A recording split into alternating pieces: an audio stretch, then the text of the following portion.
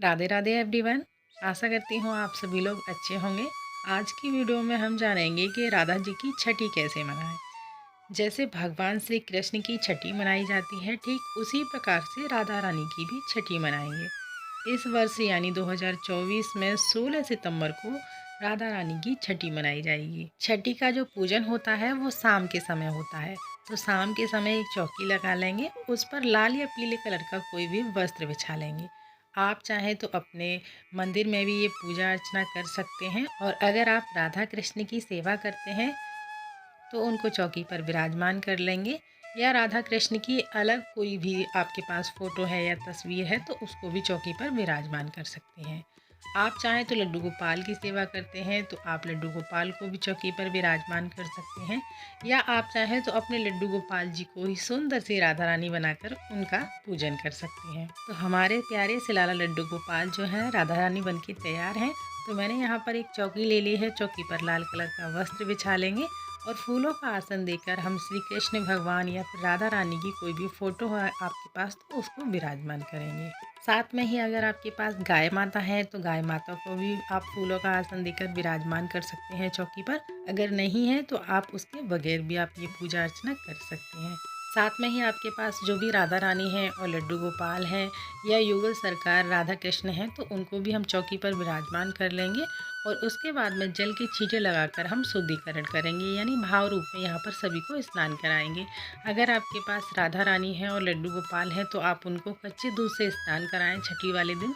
इसके बाद में सभी को हम यहाँ पर वस्त्र स्वरूपी कलावा समर्पित करेंगे, और राधा रानी है और लड्डू गोपाल हैं आप उनको पहले ही वस्त्र धारण करा चुके हैं। साथ में ही गाय माता और दीपक को भी हमें कलावा समर्पित करना है। उसके बाद में रोली और चंदन से हम तिलक करेंगे। तो सबसे पहले हम यहाँ पर लड्डू गोपाल, राधा रानी, गाय माता और दीपक का भी पूजन करेंगे।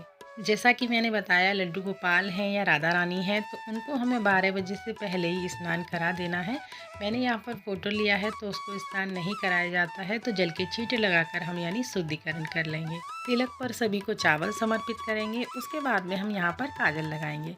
तो जिस चम्मच से आप लड्डू गोपाल को भोग खिलाते हैं हमें वही चम्मच ले लेनी है, और उस चम्मच को हम अच्छे से साफ़ कर लेंगे। जो दिया आपने जलाया है उससे हमें काजल बना लेना है। छठी वाले दिन घर का बना हुआ काजल ही लगाया जाता है। इसको थोड़ा सा ठंडा हो जाने दें, उसके बाद ही हम राधा रानी की आंखों में लगाएंगे। आंखों में लगाएंगे, काजल का टीका लगाएंगे, हाथों पर टीके लगाएंगे और पैरों पर भी लगाएंगे। आप चाहें तो बाजार का जो काजल आता है स्टिक वाला या डिब्बी वाला उसको भी लगा सकते हैं आप। वैसे छठी वाले दिन घर का बना हुआ ही काजल लगाया जाता है। इसके बाद हम सभी को भोग समर्पित करेंगे। छठी पर कड़ी चावल का भोग लगाया जाता है, और जो कुछ भी आपने पकवान बनाए हैं उसका भी भोग समर्पित कर सकते हैं। आप चाहें तो 56 भोग भी राधा रानी को लगा सकते हैं। जिस प्रकार बच्चे की न्यौछावर की जाती है ठीक उसी प्रकार से हम राधा रानी की और लड्डू गोपाल की भी साथ में न्यौछावर करेंगे। और अगर आपने फ़ोटो से राधा अष्टमी मनाई है तो आप इसी प्रकार से फ़ोटो का भी आप छठी पूजन कर सकते हैं। ऋतु अनुसार आपके पास जो फल हैं वो भोग में फल समर्पित करेंगे, और सभी भोग में हम तुलसी दल रखेंगे और थोड़ा सा जल रखेंगे। और जिन पैसों से आपने राधा रानी की न्यौछावर की है यानी लड्डू गोपाल की न्यौछावर की है, आप उन पैसों से अपने लड्डू गोपाल के लिए यानी राधा रानी के लिए कोई भी सामान लेकर के आ सकते हैं, या फिर आप चाहें तो किसी को दान भी कर सकते हैं। और कहीं कहीं पर ऐसा रिवाज होता है कि लड़कियों की छठी नहीं मनाई जाती है, लेकिन जो हमारी प्यारी राधा रानी है वो एक दिव्य कन्या के रूप में उनका प्राकट्य मनाया जाता है। तो आप राधा रानी की छठी भी जरूर मनाइएगा। इसके बाद में धूप दीप दिखाएंगे और बहुत ही भावपूर्वक हम आरती करेंगे। आरती करने के बाद में हाथ जोड़कर पूजा में रही कमियों के लिए क्षमा याचना करेंगे, और अपनी मनोकामनाओं को पूरा करने के लिए अपनी राधा रानी से प्रार्थना करेंगे। तो इस तरह से जो छठी की पूजा है वो हमारी पूर्ण हो जाएगी। तो ये शाम के समय जैसे पूजा की जाती है तो जो जल का लोटा है वो चंद्रमा को या तारों को हम अर्घ्य दे देंगे। जो भी आपने भोग प्रसाद चढ़ाया है वो घर के सभी सदस्यों में बांट देंगे, और अपनी राधा रानी और लड्डू गोपाल को यथा स्थान पर हम विराजमान कर देंगे। तो इस तरह से हमें छठी का बहुत ही सरल तरीके से पूजन करना होता है। वीडियो पसंद आया है तो प्लीज़ वीडियो को लाइक ज़रूर कीजिएगा। साथ ही हमारे चैनल को सब्सक्राइब करना ना भूलिएगा।